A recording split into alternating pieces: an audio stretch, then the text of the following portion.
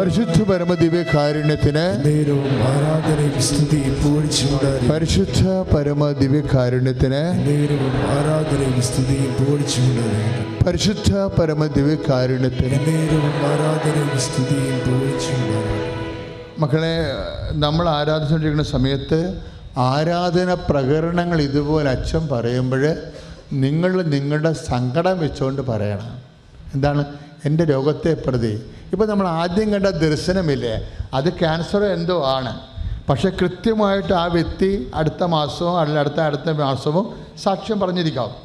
പക്ഷേ നിങ്ങളെപ്പോഴും പരിശുദ്ധ പരമദിവ്യകാരുണ്യത്തെന്ന് പറയുമ്പോൾ എൻ്റെ കടങ്ങളെ പ്രതി, ഇപ്പോൾ സാമ്പത്തികമായ കടങ്ങളിൽ ജപ്തി നടപടിയും ഇപ്പോൾ മാർച്ച് മാസമായത് കാരണം കുറേ വിഷമം അനുഭവിക്കുന്ന സമയമാണ്. അപ്പം അതുകൊണ്ട് എൻ്റെ സാമ്പത്തിക വിടുതലിനെ പ്രതി എന്ന് നിങ്ങളുടെ മനസ്സിൽ പറഞ്ഞേക്കണം. ഞാൻ പരിശുദ്ധ പരമദിവ്യകാരുണ്യത്തിനെന്ന് പറയുമ്പോൾ എൻ്റെ ബന്ധുവിൻ്റെ ക്യാൻസറിനെ പ്രതി അല്ലെങ്കിൽ രോഗങ്ങളെ പ്രതി അല്ലെങ്കിൽ നിങ്ങളെ അലട്ടുന്ന എന്തെങ്കിലും പ്രധാനപ്പെട്ട സങ്കടങ്ങളെ പ്രതി എന്ന് പറഞ്ഞിട്ട് വേണം സ്തുതിക്കാൻ. കാര്യം നമ്മുടെ സങ്കടം വെച്ചാണ് നമ്മളത് സ്തുതിപ്പാക്കി മാറ്റണത്. സങ്കടം എപ്പോഴും സ്തുതിപ്പാക്കി മാറ്റി കഴിയുമ്പോൾ സ്തുതിപ്പിലേക്ക് എന്നാ വരണത്? ശക്തി വരണം. നമ്മുടെ സങ്കടം വെച്ചല്ലേ നമ്മൾ ആരാധിക്കണത്, സ്തുതിക്കണത്. അപ്പോൾ സ്തുതിപ്പിലേക്ക് എന്നാ വരണത്? ബലഹീനതയിലാണ്. ഇപ്പം 2 കൊറിന്ത്യൻസ് നമ്മളെപ്പോഴും കേൾക്കണ വചനമാണ്. എന്നാ? ബലഹീനതയിലാണ് പറഞ്ഞ് ദൈവത്തിൻ്റെ ശക്തി ആവസിക്കുന്നത്.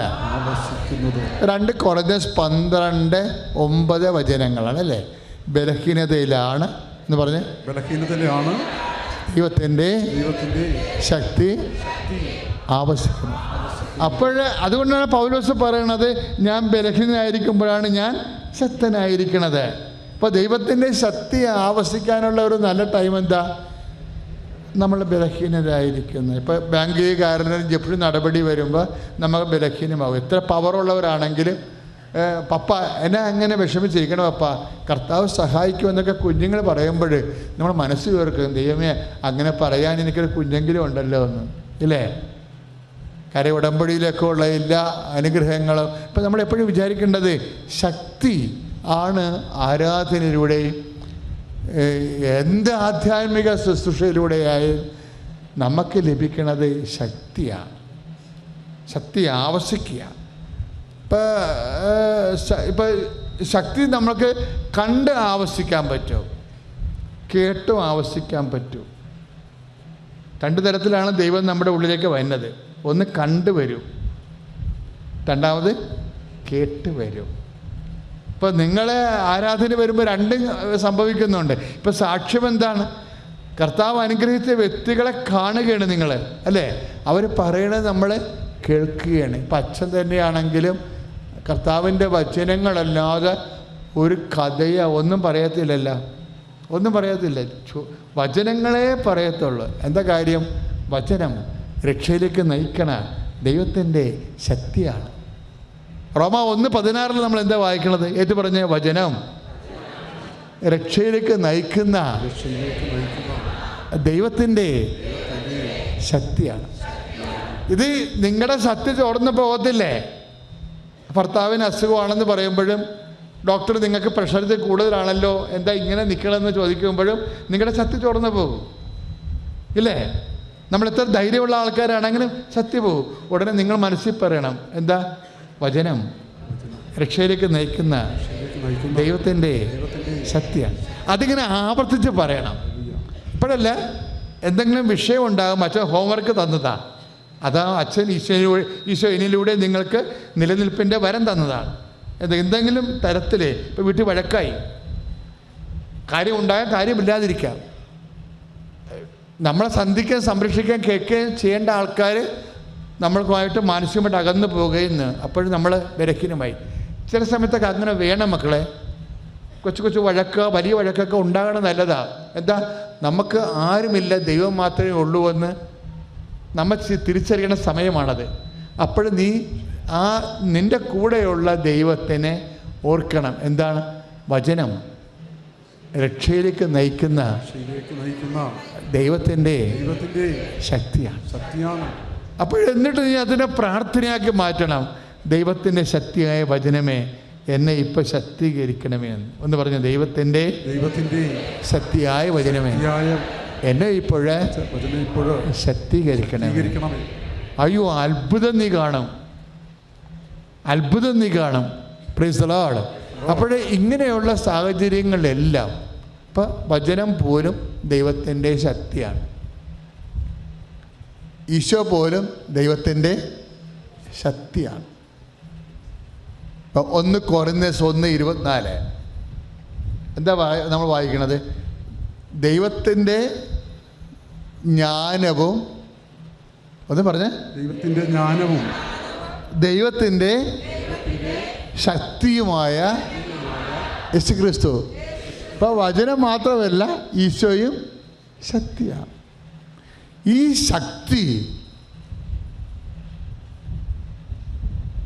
ശക്തി നമ്മളിലേക്ക് വരാനുള്ളതാ. അതിനാണ് ആവശ്യിക്കണമെന്ന് പൗലോസ് അപ്പോസ്തലൻ പറയണത്. ശക്തിയായിട്ട് തന്നെ ഇരിക്കത്തില്ല. ഇപ്പം ദിവ്യ കുർബാന ഈശോ ജീവനോടെ സാന്നിധ്യം നൽകുമ്പോൾ ആ ശക്തി അങ്ങനെ അവിടെ ഇരിക്കത്തില്ല. നമ്മൾ വിശ്വസിക്കുന്ന അനുസരിച്ച് കൊണ്ട് ശക്തി നമ്മളിലേക്ക് വരും. ഇപ്പം ശിമയോൻ ഈശോനെ വിളിക്കണത് എന്താ? രക്ഷ എന്നാ വിളിക്കണത്, രക്ഷ. ശിമയോൻ ഈശോനെ കണ്ടപ്പോൾ, ഉണ്ണീശോനെ എടുത്തപ്പോൾ എന്നാ പറഞ്ഞത്? എല്ലാ മനുഷ്യർക്കും വേണ്ടിയുള്ള, പറഞ്ഞ്, എല്ലാ മനുഷ്യർക്കും വേണ്ടിയുള്ള രക്ഷ എൻ്റെ കണ്ണുകൊണ്ട് ഞാൻ കണ്ടിരിക്കുന്നു. ഇപ്പം രക്ഷ കാണാൻ പറ്റും. ആ ശിമയോൻ ഉണ്ണീശോനെ എടുത്ത അതേ ഈശോ തന്നെയാണ് ദിവ്യകുർബാനയായി മാറണത്. നിനക്ക് പരിശുദ്ധാത്മാവ് ഉണ്ടെങ്കിൽ നിന്നോട് പരിശുദ്ധാത്മാവ് പറഞ്ഞു തരും, മകനെ മകളെ, എല്ലാ മനുഷ്യർക്കും വേണ്ടിയുള്ള രക്ഷയാണ് ദിവ്യകുർബാനയായി നീ കണ്ടുകൊണ്ടിരിക്കണത്. ലൂക്കാ 2:30. ദിവ്യകുർബാന എന്ന് പറയുന്നത് എന്താണ്? ലൂക്കാ 2:30 എന്താണ്? എല്ലാ മനുഷ്യർക്കും, മുസ്ലിം സഹോദരങ്ങളും ഹൈന്ദവ സഹോദരങ്ങളും നാനാജാതി മതസ്ഥന് സാക്ഷ്യം പറയുകയാണ്. അപ്പം എൻ്റെ അർത്ഥം എന്താണ്? എല്ലാ മനുഷ്യർക്കും, ഒന്ന് പറഞ്ഞേ, എല്ലാ മനുഷ്യർക്കും. ലൂക്കാ 2:30 എല്ലാ മനുഷ്യർക്കും വേണ്ടിയുള്ള ദൈവം ഒരുക്കിയിരിക്കുന്ന രക്ഷ ഞാൻ എൻ്റെ കണ്ണുകൊണ്ട് കണ്ടിരിക്കുന്നു. Praise the Lord. ഈ കണ്ണുകൊണ്ട് കണ്ട കർത്താവിനെ നമ്മളിലേക്ക് പ്രാപിക്കാൻ പറ്റും നമുക്ക്. അതാണ് നമ്മൾ ശ്രദ്ധിക്കേണ്ടത്. നമ്മളിലേക്ക് ഇപ്പോൾ നമുക്ക് രോഗമുണ്ട്, കടമുണ്ട്, കുടുംബത്തിൽ കലഹമുണ്ട്, വീട് വെക്കാൻ ഇടമില്ല, വീടുമില്ല, കുഞ്ഞുങ്ങളുടെ കല്യാണവും നടക്കണില്ല, വീടുമില്ല, കുടുംബത്തിൽ അസ്വസ്ഥതയാണ്, പലതരത്തിലുള്ള വിഷമതകളാണ്. അപ്പോൾ ഈ വിഷമതകളിലേക്കാണ് ദൈവം, ഒന്നാമത്തെ ഈശോൻ്റെ സ്വഭാവം നിങ്ങൾക്കറിയാമല്ലോ. എന്താ? ഈശോയ്ക്ക് ഈ വചനങ്ങൾ കേൾക്കുകയോ കർത്താവിനെ ശരണം പ്രാപിച്ച് നടക്കുകയോ ചെയ്യുന്ന ആൾക്കാരെ കാണുമ്പോൾ ഒരു വികാരം തോന്നും. എന്താ? അനുകമ്പ. ഇപ്പം ലുക്കായുടെ സുവിശേഷമില്ലേ, 8-ാം അധ്യായത്തിലെ 3-ാമത്തെ വാക്യം. ഈ ജനക്കൂട്ടം 3 ദിവസമായി ഈശോൻ്റെ കൂടെ വചനം കേട്ട് നടക്കുമ്പോൾ ഈശോയ്ക്ക് അവരോട് അനുകമ്പ തോന്നി. അപ്പോൾ ആവർത്തിച്ച് അവർ 3 ദിവസമായി.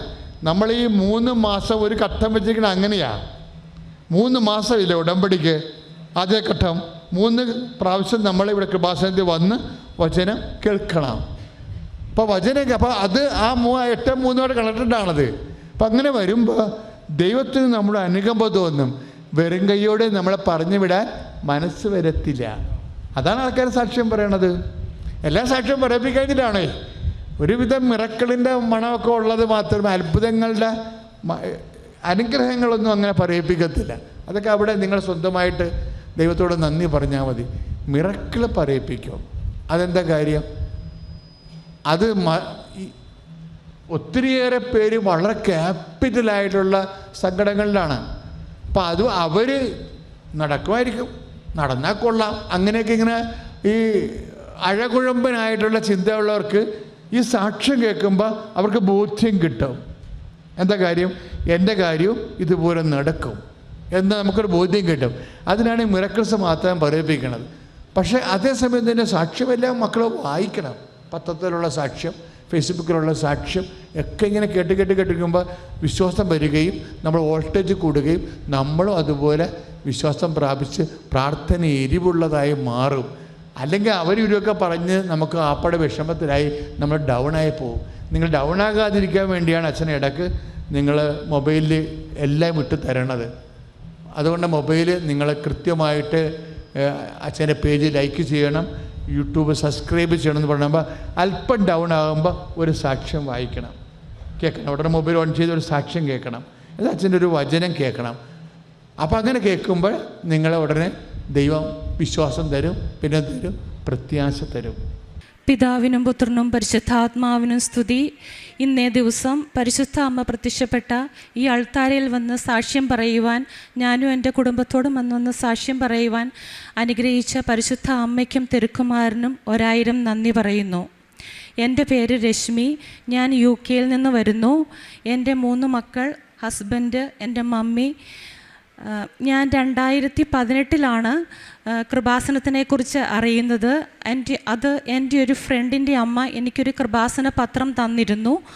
പക്ഷേ അത് ഞാൻ ബാഗിൽ വെച്ച് UK തിരിച്ചുപോയി. അതൊന്ന് വായിച്ചു നോക്കുവാനോ കൃപാസനത്തെക്കുറിച്ച് കൂടുതൽ അറിയുവാനോ പരിശുദ്ധ അമ്മയുടെ അത്ഭുതങ്ങളെക്കുറിച്ച് മനസ്സിലാക്കുവാനോ ഒന്നും ഞാൻ ശ്രമിച്ചില്ല.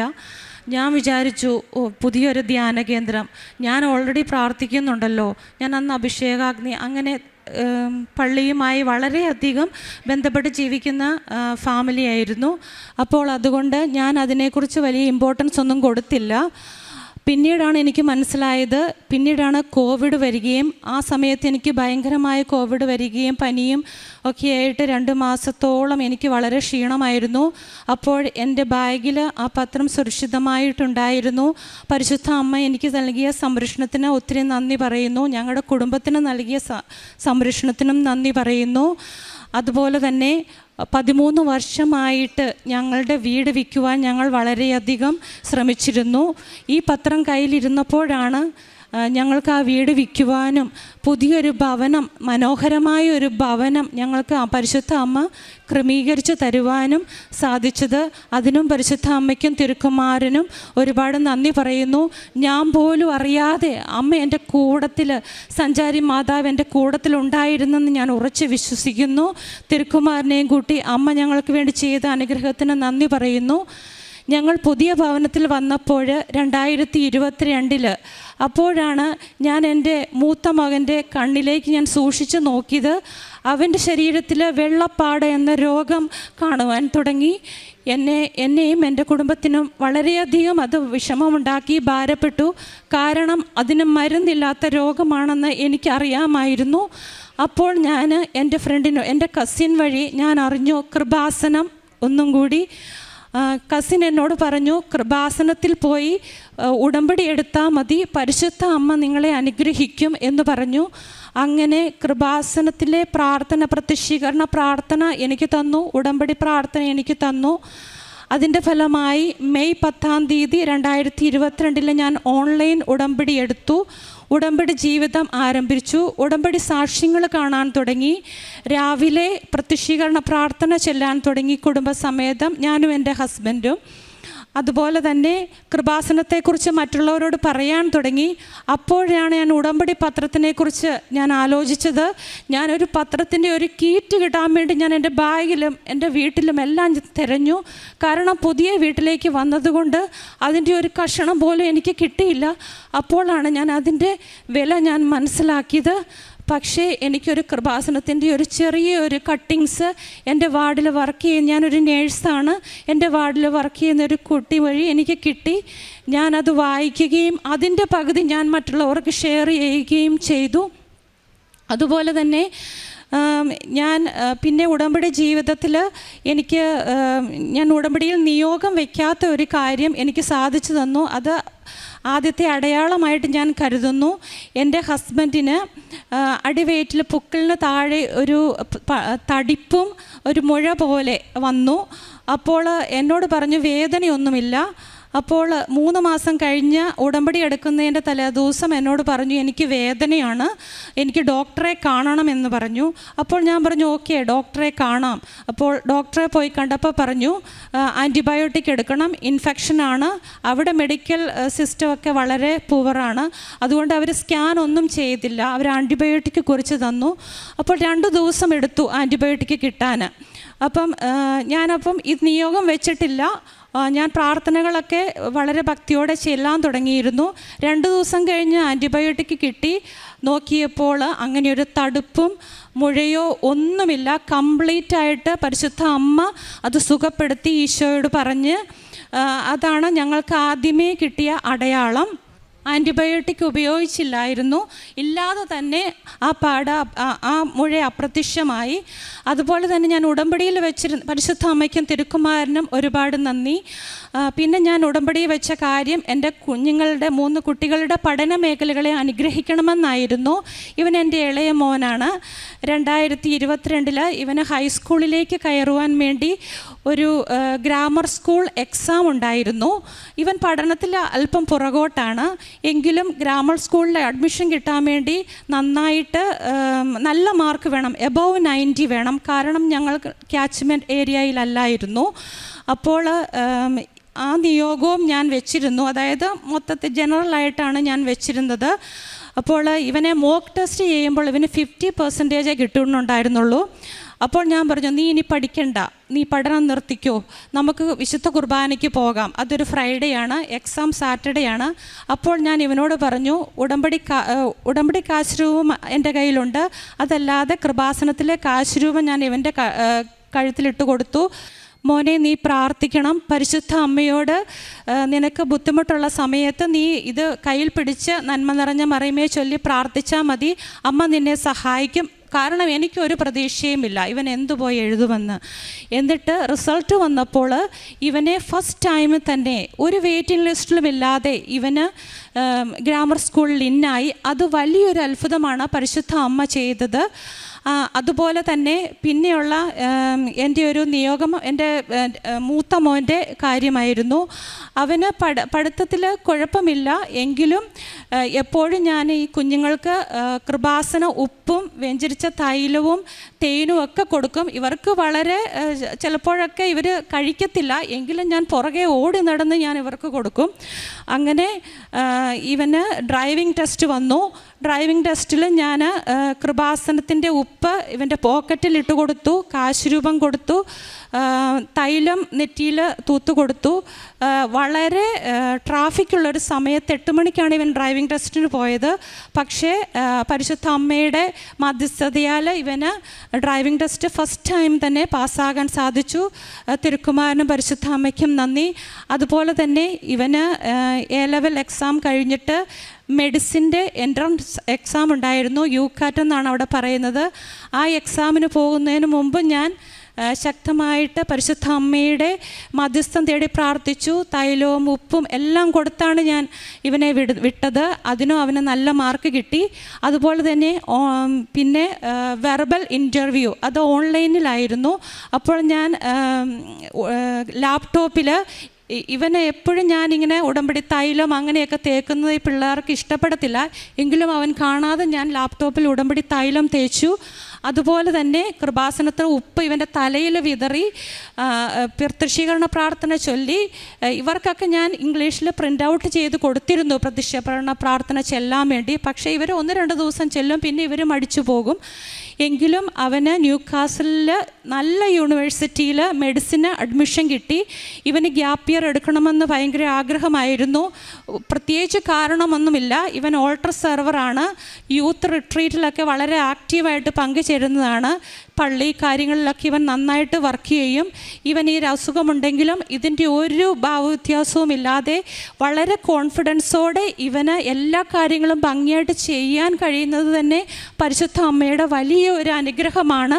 കാരണം ഇങ്ങനെയുള്ള അസുഖമുള്ള കുട്ടികളൊക്കെ വളരെ പുറകോട്ടായിരിക്കും, മനുഷ്യരുടെ മുമ്പിലെല്ലാം പ്രത്യക്ഷപ്പെടുവാനും ഒക്കെ. പക്ഷേ ഇവൻ അങ്ങനെ ഒരു ബുദ്ധിമുട്ടും ഇല്ലായിരുന്നു. ഇവൻ യൂത്തുകാർക്ക് ക്ലാസ് എടുക്കുകയൊക്കെ ചെയ്യും, ഇവാഞ്ചലിസ്റ്റാണ്. അതുപോലെ തന്നെ അപ്പോൾ ഞാൻ ഇവന് മെഡിസിന് അഡ്മിഷൻ കിട്ടി. അപ്പോൾ ഇവന് ഗ്യാപ്പ് ഇയർ എടുക്കുക എന്ന് പറഞ്ഞതാണല്ലോ. അപ്പം ഇവൻ്റെ താല്പര്യം ഇവന് 1 വർഷം യൂത്തിൽ മിനിസ്ട്രിയിൽ വർക്ക് ചെയ്യണമെന്നുള്ളതാണ്. പക്ഷേ ഇപ്പം എനിക്ക് തോന്നി അതൊരു ഒരു മാറ്ററല്ല. കാരണം ഇവന് യൂത്ത് മിനിസ്ട്രിയിൽ യൂത്തുകാർക്ക് ക്ലാസ് എടുക്കണമെങ്കിൽ വീക്കെൻഡ് മാത്രമേ ഉള്ളൂ, ബാക്കിയുള്ള ദിവസം ഇവന് ഫുൾ ഫ്രീ ആണ്.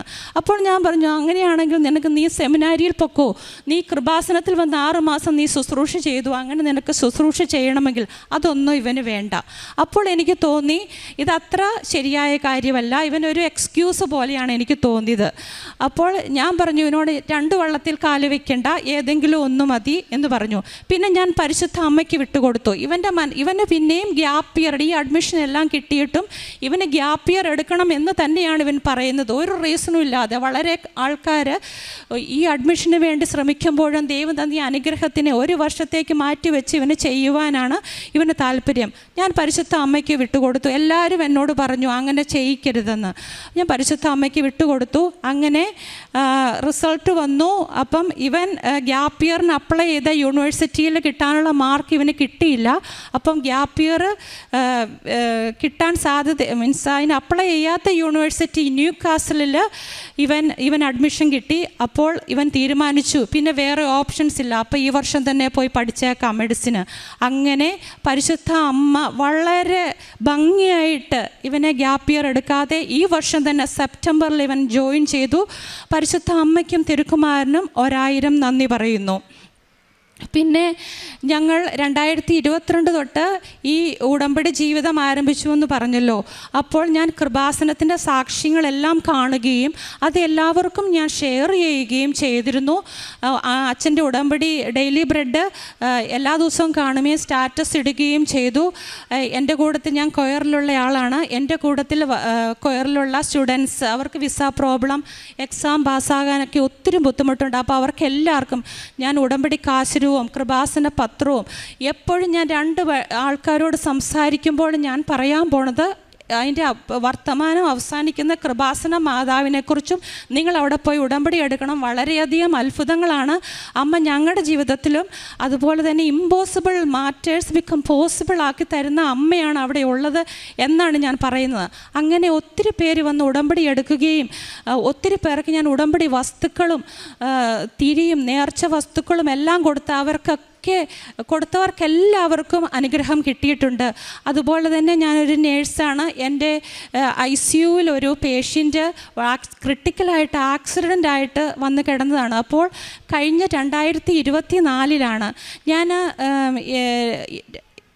ഒക്ടോബർ 5-ാം തീയതി ആ പേഷ്യൻ്റ് ICUവിൽ സെപ്സിസ് ആയിട്ട് ക്രിട്ടിക്കലായിട്ട് കിടക്കുവാണ്. ഒരു മലയാളി പേഷ്യൻ്റാണ്, രഞ്ജു എന്നാണ് അവളുടെ പേര്.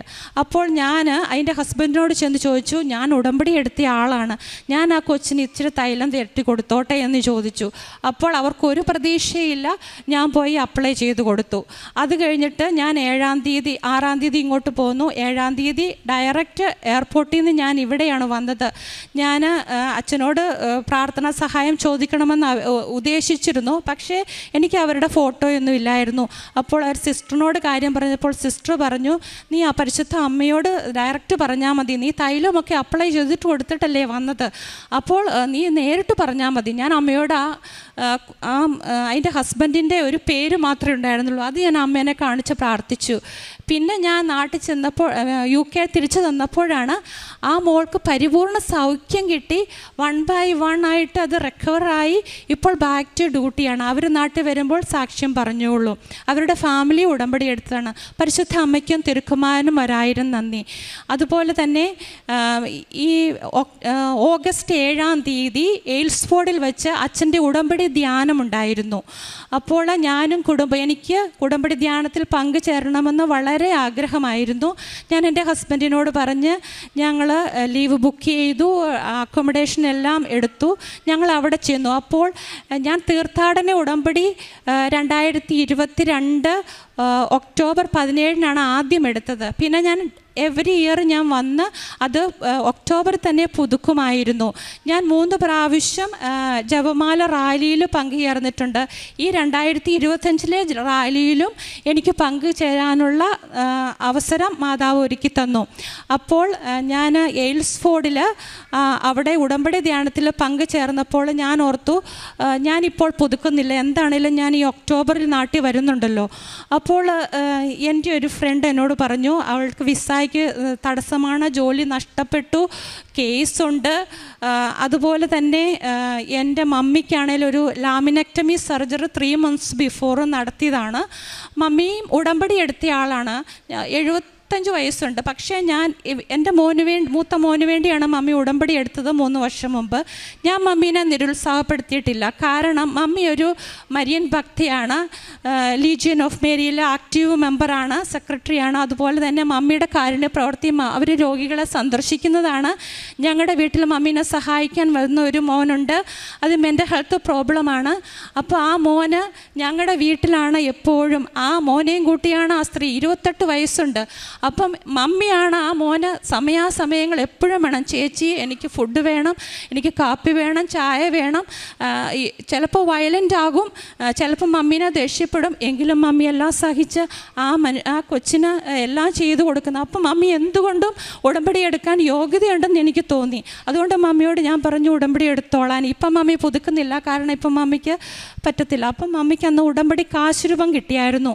മമ്മി അപ്പോൾ സർജറിക്ക് പോയപ്പോൾ ഉടമ്പടി കാശുരൂപവും കൈ പിടിച്ചുകൊണ്ടാണ് മമ്മി പോയത്. സർജറി വളരെ സക്സസ് ആയിരുന്നു. പിറ്റേ ദിവസം അവർ നടത്തുകയൊക്കെ ചെയ്തു. അങ്ങനെ മമ്മി ഒരാഴ്ച കഴിഞ്ഞപ്പോൾ മമ്മി എന്നോട് പറഞ്ഞു, മോളെ എനിക്ക് ഭയങ്കര ഷൂട്ടിംഗ് പെയിനാണ്, ഹിപ്പിൽ നിന്ന് ലെഗിലേക്ക് റേഡിയേറ്റ് ചെയ്യുകയാണ്, ഇരിക്കാനും മേലെ കിടക്കാനും മേലെ, എന്ത് ചെയ്യണമെന്നറിയത്തില്ല. എൻ്റെ അനിയത്തിയാണ് മമ്മിനെ നോക്കുന്നത്, അവൾക്കും ആകെ ഒരു ഡിപ്രഷനായിപ്പോയി, എന്ത് ചെയ്യണമെന്നറിയത്തില്ല, പെയിൻ കില്ലർ എടുത്തിട്ടും ഒരു മാറ്റവും ഇല്ല. അപ്പോഴാണ് ഞാൻ ഈ എയിൽസ്ഫോർഡ് ധ്യാനത്തിൽ ചെന്ന്, അപ്പം എൻ്റെ മനസ്സ് പറഞ്ഞു ഉടമ്പടി പുതുക്കണം, ഈ നിയോഗം വെക്കണം എന്ന് എൻ്റെ മനസ്സ് പറഞ്ഞു. ഞാൻ ഉടമ്പടി പുതുക്കി നിയോഗം വെച്ചു. ഞങ്ങൾക്ക് എല്ലാവർക്കും അച്ഛൻ്റെ തൈലം പൂശുള്ള ബ്ലെസ്സിങ് കിട്ടി. ഞാൻ വിജയകുമാർ സാറിനോട് എൻ്റെ ഉടമ്പടി പത്രിക കാണിക്കുകയും ചെയ്തു. അതുപോലെ തന്നെ എൻ്റെ ഫ്രണ്ടിന് വേണ്ടി പ്രാർത്ഥിക്കുവാനും പറഞ്ഞു. എന്നിട്ട് ഞാൻ പിറ്റേ ദിവസം 2 ദിവസം ധ്യാനമാണ്, പിറ്റേ ദിവസമാണ് ഞാൻ ഉടമ്പടി പുതുക്കുന്നത്. അത് കഴിഞ്ഞ് ഞങ്ങൾ അക്കോമഡേഷനിലേക്ക് പോന്നു. അപ്പം ഞാൻ അവിടുന്ന് കുറച്ച് ഇംഗ്ലീഷിൻ്റെ ഉടമ്പടി പത്രങ്ങൾ വാങ്ങിച്ചിട്ടുണ്ടായിരുന്നു. അപ്പോൾ എൻ്റെ മക്കൾ പറഞ്ഞു ലണ്ടൻ കാണാൻ പോകണമെന്ന് പറഞ്ഞു. അപ്പോൾ എനിക്ക് സന്തോഷമായി, കാരണം എനിക്ക് ഈ ഉടമ്പടി പത്രങ്ങൾ വിതരണം ചെയ്യാമല്ലോ, കൃപാസന പത്രങ്ങൾ വിതരണം ചെയ്യാമല്ലോ. അപ്പോൾ ഞാൻ എൻ്റെ കയ്യിൽ ഉടമ്പടി കൃപാസന പത്രം കയ്യിലെടുത്തു. ഞാൻ ബാഗിലൊന്നും ഇട്ടില്ല. ഞങ്ങൾ ട്രെയിനാണ് പോയത്. അപ്പോൾ ലണ്ടൻ വിക്ടോറിയ സ്റ്റേഷനിൽ ആൾക്കാർ ഇങ്ങനെ പാഞ്ഞ് പോകുകയാണ്. ഞാൻ ഈ കൃപാസന പത്രം കയ്യിലെടുത്ത് എല്ലാവർക്കും നീട്ടുകയാണ്. എല്ലാവരും എന്നോട് പറയുവാണ് I don't have time to read എന്ന് പറയുവാണ്. എങ്കിലും ഞാൻ വകവച്ചില്ല. എനിക്കതൊരു ആഹ്ലാദവും ആനന്ദവുമായി, ഒരു ഹരമായി. ഞാൻ അങ്ങനെ പത്രം റെഫ്യൂസ് ചെയ്താലും ഞാൻ കൊടുത്തോണ്ടിരുന്നു. അപ്പോൾ എൻ്റെ ഹസ്ബൻഡും പിള്ളേരും ഒക്കെ എന്നെ കളിയാക്കി, പത്രം അകത്ത് ബാഗിൽ വെക്കുക, ഇവിടെ അത്ര സേഫ് അല്ല. എനിക്കതൊന്നും ഒരു പ്രശ്നമായിരുന്നില്ല. പ്ലീസ് ഞാനിത് കയ്യിലെങ്കിലും പിടിച്ചോട്ടെ എന്ന് ഞാൻ അവരോട് പറഞ്ഞു. അങ്ങനെ മുഴുവനും പത്രവും അന്ന് കൊടുത്ത് തീർക്കാൻ പറ്റിയില്ലേലും ഞാൻ പിറ്റേ ദിവസം വേറൊരു സ്ഥലത്ത് ഞങ്ങൾ കുർബാന മുറക്കാറില്ല. ഞാൻ നൈറ്റ് ഡ്യൂട്ടിയാണ് ചെയ്യുന്നതെങ്കിലും രാവിലെ എവിടെയെങ്കിലും കുർബാനയ്ക്ക് പോകും. അതനുസരിച്ചാണ് ഞങ്ങളുടെ ഓരോ കാര്യങ്ങളും പ്ലാൻ ചെയ്യുന്നത്. എപ്പോഴാണ് കുർബാന അതനുസരിച്ച് നമുക്കത് അറ്റൻഡ് ചെയ്യണം. അപ്പോൾ ഞങ്ങൾ ഗൂഗിൾ സെർച്ച് ചെയ്തിട്ട് ഞങ്ങൾ കുർബാനയ്ക്ക് പോയപ്പം അവിടെ ആ പള്ളിയിൽ അറിയാത്ത ആൾക്കാർക്കെല്ലാം ഞാൻ ആ കൃപാസന പത്രം കൊടുത്ത് വിതരണം ചെയ്തു. അപ്പം പിറ്റേ ദിവസം ഞാൻ മമ്മീനെ വിളിച്ചപ്പോൾ മമ്മി പറയുകയാണ് ആ വേദന കംപ്ലീറ്റ് പോയി. അന്ന് തൊട്ട് ഇന്ന് വരെ എൻ്റെ മമ്മിക്ക് ആ വേദന വന്നിട്ടില്ല. അത് പരിശുദ്ധ അമ്മ ഞങ്ങൾക്ക് ചെയ്ത വലിയ അനുഗ്രഹമാണ്. അതുപോലെ തന്നെ എൻ്റെ ഫ്രണ്ട് കേസും ജയിച്ചു. ഇനി അവൾക്ക് ജോലിയും കിട്ടണം. അവൾ വിസ ശരിയാകുമ്പോൾ അവൾ ഇവിടെ വന്ന് സാക്ഷ്യം പറയും. അതുപോലെ തന്നെ എൻ്റെ ഹസ്ബൻഡിൻ്റെ ബിസിനസ് എന്ന് പറയുന്നത് കാറ്ററിംഗ് ആണ്. എൻ്റെ ഹസ്ബൻഡ് 2000 പേർക്ക് ഒരു കാറ്ററിംഗ് ചെയ്തു. അപ്പോൾ അത് കഴിച്ച ഒരു 100ഓളം പേർക്ക് ഒരു ഫുഡിൻ്റെ കംപ്ലൈൻ്റ് ഉണ്ടായി, ലൂസ് മോഷൻ ഉണ്ടായി. അത് വളരെ വലിയ പ്രശ്നമാകുന്ന കാര്യമാണ്. എനിക്ക് വളരെ, കാരണം ആ ഫുഡ് പലർക്കും കൊടുത്തതാണ്. ബിഷപ്പ്, വേറെ പിതാക്കന്മാർ, വൈദികർ, സന്യസ്തരൊക്കെ കഴിച്ചതാണ്. അവർക്കൊന്നും ഒരു പ്രശ്നമില്ല. ഏതോ ഒരു കണ്ടെയ്നറിലാണ് ഫുഡ് പോയ്സൺ വന്നിരിക്കുന്നത്. അത് UK-യിലല്ലേ, വളരെ സീരിയസ് ആയിട്ടുള്ള പ്രശ്നമാകും അത് എന്തെങ്കിലും ആർക്കെങ്കിലും സംഭവിച്ചാൽ. അപ്പോൾ അതൊരു ട്യൂസ്ഡേ ആണ്, ഞാൻ ഉടമ്പടി ധ്യാനം കണ്ടുകൊണ്ടിരിക്കുകയാണ്. അപ്പോൾ ഞാൻ പരിശുദ്ധ അമ്മയോട് പ്രാർത്ഥിച്ചു, അമ്മേ ഇതിൽ ഫുഡ് പോയ്സൺ വന്ന് അതിൽ അകപ്പെട്ടിരിക്കുന്ന എല്ലാ മക്കളെയും യേശുവിൻ്റെ തിരുരക്തം കൊണ്ട് കഴുകി അവരെ സൗഖ്യപ്പെടുത്തണമേ എന്ന് ഞാൻ കരഞ്ഞു പ്രാർത്ഥിച്ചു. അപ്പോഴാണ് സൗഖ്യ ശുശ്രൂഷയിൽ ജോസഫച്ചൻ പറയുന്നത്, വിഷമുള്ളിച്ചെന്ന് അങ്ങനെ പ്രോബ്ലമായിരിക്കുന്നവരെ തിരുരക്തം കൊണ്ട് ഈശോ സുഖപ്പെടുത്തുന്നു എന്ന് പറഞ്ഞു. അത് എനിക്ക് ഉറപ്പായിരുന്നു ഈ പ്രശ്നം ഈശോ പരിഹരിക്കുന്നതാണെന്ന്. പരിശുദ്ധ അമ്മയ്ക്കും തിരുക്കുമാരനും 1000 നന്ദി. പിന്നെ ഇത്രയൊക്കെ അനുഗ്രഹങ്ങളാണ് എൻ്റെ ഓർമ്മയിൽ. കാരണം ഇവർ ചുരുക്കി പറയണമെന്ന് പറഞ്ഞു, അതുകൊണ്ട് എനിക്ക് ഒത്തിരി എക്സ്പ്ലെയിൻ ചെയ്യാൻ പറ്റത്തില്ല. ഇനിയും ധാരാളം ചെറുതും വലുതുമായ അനുഗ്രഹങ്ങളുണ്ട്. അതിനെല്ലാം നന്ദി പറയുന്നു. ഞാൻ ചെയ്യുന്ന പ്രേക്ഷിത പ്രവർത്തനം എന്ന് പറയുന്നത്, കൃപാസന പത്രം ഞാൻ കഴിഞ്ഞ പ്രാവശ്യം ഇവിടെ വന്നപ്പോൾ 40 കെട്ടാണ് വാങ്ങിച്ചത്. കൃപാസനത്തിലെ ശുശ്രൂഷകർക്ക് എന്തോ ഒരു ഡൗട്ട് തോന്നിയെന്ന് തോന്നുന്നു. അവരെനിക്കൊരു ചാക്കിലാണ് തന്നത്. ഇവിടെ തൊട്ട് കൊടുത്തു തുടങ്ങിക്കോളാൻ പറഞ്ഞു. പക്ഷേ എനിക്കൊരു പേടിയും തോന്നിയില്ല. ഞാൻ അരൂർ പള്ളിയിൽ ചെന്നു. അവിടെ ചെന്നപ്പോൾ ഇതാണ്ട് 3 കെട്ടും കൂടി ഇരിക്കുന്നു. ഞാൻ അതും കൂടി എടുത്തു. എൻ്റെ ഹസ്ബൻഡിൻ്റെ ചേട്ടൻ പറഞ്ഞു, അത് പള്ളിയിൽ വെക്കാനുള്ളതല്ലേ? അപ്പം ഞാൻ പറഞ്ഞു, അല്ല, ജോസഫ് അച്ഛൻ പറഞ്ഞിരിക്കുന്ന അങ്ങനെ പത്രം പള്ളിയിൽ ഉപേക്ഷിച്ചിട്ട് പോകാനുള്ളതല്ല. ഞാൻ ഇത്രയും പത്രം വാങ്ങിച്ചാലും പ്രശ്നമില്ല, ഇത് വിതരണം ചെയ്യും. കാരണം ഞാൻ ബാംഗ്ലൂർ പോകുന്നതുകൊണ്ട് കന്നഡ പത്രം, ഇംഗ്ലീഷ് പത്രം, തമിഴ് പത്രം, അതുപോലെ തന്നെ കൊങ്ങിണി പത്രം, ഈ പത്രങ്ങളെല്ലാം ഞാൻ വാങ്ങിച്ച റെയിൽവേ സ്റ്റേഷനിലും അതുപോലെ തന്നെ ബാംഗ്ലൂരിലെ ശിവാജി നഗർ സെൻറ്റ് മേരീസ് ദേവാലയത്തിലും അതുപോലെ എന്നെ കാണുന്നവർക്കെല്ലാം എൻ്റെ കമ്പാർട്ട്മെൻറ്റിലും എല്ലാം കൊടുത്തു. അതുപോലെ തന്നെ ഈ പ്രാവശ്യം ഞാൻ ഒക്ടോബർ 7 ഞാൻ ഇവിടെ വന്നിരുന്നു. അന്ന് ഞാൻ തന്നെയാണ് വന്നത്. മക്കളും ഹസ്ബൻഡും ഒക്കെ ഈ 26 വന്നത്. കാരണം എനിക്ക് ഇച്ചിരി കൂടുതൽ ലീവ് കിട്ടിയതുകൊണ്ട്. അപ്പോൾ ഒക്ടോബർ 5 ഇവിടെ എത്തി. 7 ഞാൻ ഇവിടെ വന്ന് എനിക്ക് വിശുദ്ധ കുർബാന കാണണമെന്ന് വലിയ ആഗ്രഹമായിരുന്നു ഇവിടുത്തെ. ഞാൻ എൻ്റെ ഹസ്ബൻഡിൻ്റെ അനിയൻ്റെ കൂട്ടത്തിലാണ് വന്നത്. ഞങ്ങൾ ആ എൻട്രൻസിൽ വന്നപ്പോഴത്തേക്കും ഭയങ്കരമായിട്ട് മുല്ലപ്പൂവിൻ്റെ സുഗന്ധം. അപ്പം ഞാൻ ഓർത്തു, നേരത്തെ വന്നതുകൊണ്ടായിരിക്കും, കൃപാസനത്തിൽ ആരെങ്കിലും മുല്ലപ്പൂവിൻ്റെ സ്പ്രേ അടിച്ചതായിരിക്കുമെന്ന്. ഇത് ഭയങ്കര സ്ട്രോങ് സ്മെല്ലാണ്. ഞങ്ങളിങ്ങ് നടന്നു വന്നു, അവിടെ കൗണ്ടറിലെല്ലാം ചെന്നു, അവിടെയും സ്മെല്ല്. കൃപാസന പത്രം വാങ്ങിക്കുന്ന അവിടെ ചെന്നു, അവിടെയും സ്മെല്ല്. കുർബാനയുടെ സമയത്ത് സ്മെല്ല്, അതുപോലെ തന്നെ കുന്തിരിക്കത്തിൻ്റെ സ്മെല്ല്, അതുപോലെ തന്നെ ഡെറ്റോളിൻ്റെ സ്മെല്ല്. ഇതെല്ലാം പല നല്ല സ്മെല്ലുകൾ എനിക്ക് കിട്ടി. അങ്ങനെ ഞാൻ കുർബാന വളരെ എന്നാ പറയുന്നത്, ആഗ്രഹത്തോടെ ഞാൻ സമർപ്പിച്ച് പ്രാർത്ഥിച്ചു. കാരണം അന്നൊരു പ്രത്യേകതയുണ്ട്. ഒക്ടോബർ 7 എൻ്റെ മൂത്ത മോൻ്റെ ബർത്ത്ഡേ ആണ്. ജവമാല രാജ്ഞിയുടെ തിരുനാളും കൂടിയായിരുന്നു.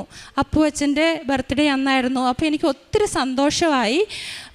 അന്ന് പറഞ്ഞത്, അന്നത്തെ ഒരു വചനം ഞാൻ ഇപ്പോഴും ഓർക്കുന്നു. ശക്തനായവൻ എനിക്ക് വലിയ കാര്യങ്ങൾ ചെയ്തിരിക്കുന്നു, അവിടുത്തെ നാമം പരിശുദ്ധമാണ്. മംഗളവാർത്തയുടെ ദൈവവചനമാണ് അന്ന് അച്ഛൻ വായിച്ചതും. അപ്പോൾ അതൊക്കെ എനിക്ക് വലിയ അനുഗ്രഹമായിട്ട് തോന്നി. അത് കഴിഞ്ഞിട്ട് ഞങ്ങളൊരു 3 മണിക്കൂർ ഉണ്ടായിരുന്നു. എനിക്ക് ഉടമ്പടി പുതുക്കാൻ പറ്റിയില്ല. കാരണം നവംബർ 7 ആകുമ്പോൾ എനിക്ക് 3 മാസമാകുള്ളൂ. അവർ പറഞ്ഞു എന്നോട് പ്രാർത്ഥിച്ചാൽ മതിയെന്ന്. പിന്നെ ഞാനൊന്നും പറയാൻ പോയില്ല. ഞാൻ കുറച്ച് നേർച്ച വസ്തുക്കളും ഒക്കെ വാങ്ങിച്ച് ഞാൻ വീട്ടിലേക്ക് പോകുവാൻ തുടങ്ങി. അപ്പോൾ ഞാൻ എൻ്റെ ഹസ്ബൻഡിൻ്റെ വീട് അങ്കമാലിലാണ്. ഞാൻ പാലായിലേക്ക് എന്നെ കൊണ്ടുപോയി വിടുവാണ് എൻ്റെ ഹസ്ബൻഡിൻ്റെ അനിയൻ. അപ്പോൾ ഞാൻ പറഞ്ഞു എനിക്ക് തങ്കിപ്പള്ളിയിലൊന്ന് പോകണമെന്ന് പറഞ്ഞു. അപ്പോൾ അവർ തങ്കിപ്പള്ളിയിലേക്ക് എന്നെ കൊണ്ടുപോകാൻ വേണ്ടി ഒരു ഷോർട്ട് കട്ട് വഴിയാണ് പോയത്. അപ്പോൾ പോണ വഴിക്ക് ഞങ്ങൾക്ക് വഴി അറിയില്ല. അപ്പോൾ ഡ്രൈവർ പലരോടും ചോദിച്ചെങ്കിലും ഞങ്ങൾ ഫോർവേഡ് നടന്നെങ്കിലും ഞങ്ങൾക്ക് വഴി കിട്ടിയില്ല. അപ്പോൾ ഞങ്ങൾ സ്ലോ ആയിട്ടാണ് വണ്ടി പോയിക്കൊണ്ടിരിക്കുന്നത്. അങ്ങനെ പോയിക്കൊണ്ടിരിക്കുന്ന സമയത്തിൽ പെട്ടെന്ന് ഞങ്ങളുടെ വണ്ടി ചരിഞ്ഞ് പോകുന്നത് ഞാൻ കണ്ടു. അപ്പോൾ എനിക്ക് തോന്നി എന്തോ ആക്സിഡൻറ്റ് സംഭവിക്കാൻ പോവുകയാണെന്ന്. ഡ്രൈവറും വെപ്രാളപ്പെടുന്നു, സ്റ്റിയറിങ് കയ്യിൽ നിന്ന് കൺട്രോൾ ഇല്ലാതെ പോണു. അപ്പോൾ എനിക്ക് പക്ഷേ ഒരു പേടിയും തോന്നിയില്ല. കാരണം കൃപാസന പത്രം 7 കെട്ട് വാങ്ങിച്ചുകൊണ്ടാണ് ഞാൻ പോണത്. കാശ് രൂപ എൻ്റെ കയ്യിലുണ്ട്. അമ്മയുടെ അടുത്ത് സാന്നിധ്യം അമ്മ എനിക്ക് അറിയിച്ചതാണ്. എനിക്കൊന്നും പേടി തോന്നിയില്ല. ഞാൻ ഒരു 3 മിനിറ്റ് ഞാനിങ്ങനെ കൂളായിട്ടിരുന്നു. എന്താണേലും പരിശുദ്ധ അമ്മ തന്നെ ആ സ്റ്റിയറിങ് കൺട്രോൾ ചെയ്ത് വണ്ടീനെ ഒരു കപ്പത്തോട്ടത്തിൻ്റെ സൈഡിലേക്ക് ചരിച്ച് ആ മണ്ണിൽ താഴ്ത്തി അങ്ങനെ നിർത്തി. അപ്പോൾ ഞാൻ ആ വണ്ടിയിലിരുന്നു. നല്ല ചൂടാണ്. ആൾക്കാരൊക്കെ വന്നു. മെക്കാനിക്കിനെ വെയിറ്റ് ചെയ്തിങ്ങനെ നിൽക്കുകയാണ്. അപ്പോഴും ഞാൻ ആ ചരിഞ്ഞ വണ്ടിയിലിരുന്ന് ഉടമ്പടി ധ്യാനം 11:30 ആയല്ലോ, ഉടമ്പടി ധ്യാനം കൂടാൻ വേണ്ടി തുടങ്ങി. അങ്ങനെ ഞാൻ ഉടമ്പടി ധ്യാനം എല്ലാം കൂടി ഇരിക്കുമ്പോൾ എന്നോട് പറഞ്ഞു, എന്തിനാ ഈ ചൂടത്തിൻ്റെ അകത്തിരിക്കുന്ന, പുറത്തിറങ്ങി ഓട്ടോയിൽ ഇറങ്ങിക്കോളാൻ പറഞ്ഞു. അങ്ങനെ ഓട്ടോയിൽ ഇരുന്ന് ഞാൻ ഉടമ്പടി ധ്യാനം കണ്ടു. അപ്പോഴാണ് ഒരു മുല്ല നിൽക്കുന്നത്. അപ്പോൾ ഞാൻ ഒരു മുല്ലപ്പൂ പറിച്ചു നോക്കിയാണ്. UK-യിലായതുകൊണ്ട് മുല്ലപ്പൂവിൻ്റെ സുഗന്ധമൊന്നും ഒരിക്കലും കേട്ടത്തില്ല. അപ്പോൾ ഞാൻ പറിച്ചു നോക്കിയപ്പോൾ അതേ മുല്ലപ്പൂവിൻ്റെ സ്മെല്ല്. അങ്ങനെ അമ്മ എനിക്ക് ഇതാണ് മുല്ലപ്പൂ ആയിരുന്നു എന്ന് എനിക്ക് മനസ്സിലാക്കി തന്നു അമ്മ. പിന്നെ ഞാൻ വീട്ടിൽ പുതിയൊരു ടാക്സി വിളിച്ച് ഞങ്ങൾ വീട്ടിൽ പോയി. പരിശുദ്ധ അമ്മയ്ക്കും തിരുക്കുമാരനും ഒത്തിരി നന്ദി ഞങ്ങളെ സംരക്ഷിച്ചതിന്.